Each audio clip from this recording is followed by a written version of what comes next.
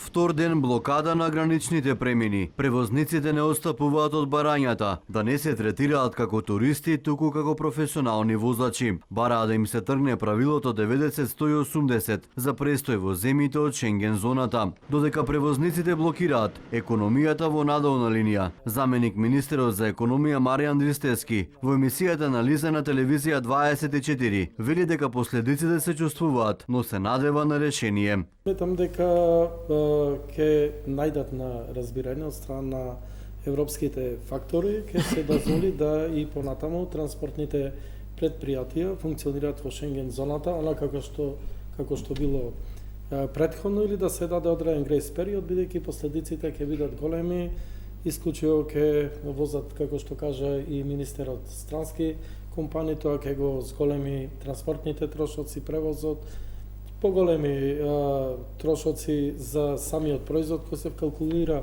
во цената и директно ќе влијае во конкурентноста на цената на нашите производи кои што ги извезуваме во странство. Тоа не е добра работа, не е засегната само Македонија, целиот Западен Балкан, и мислам дека со заеднички сили, заедно делување во Брисел, дека ќе може нешто да се издействува, некој грейс период. Но од Европската комисија нема најави за времено запирање на луката за ограничен престој на возачите во Шенген зоната. Од организацијата на работодавачите пак, вината за ваквата состојба ја гледаат во непромислената одлука на Европската комисија, чии последици ќе ги трпат и европските компании.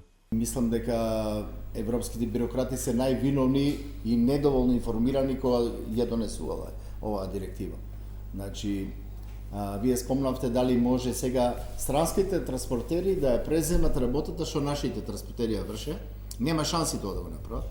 Заради тоа што нашите транспортери, најголемиот дел од нив, работеа за странски компании, организатори на транспортот. Значи, странци ја даваа приколицата и го собираа кајмакот, а нашите транспортери ја даваат нафтата, гумите, возачот, камионот и зимаа многу помал дел од купната цена на коштање на транспорт.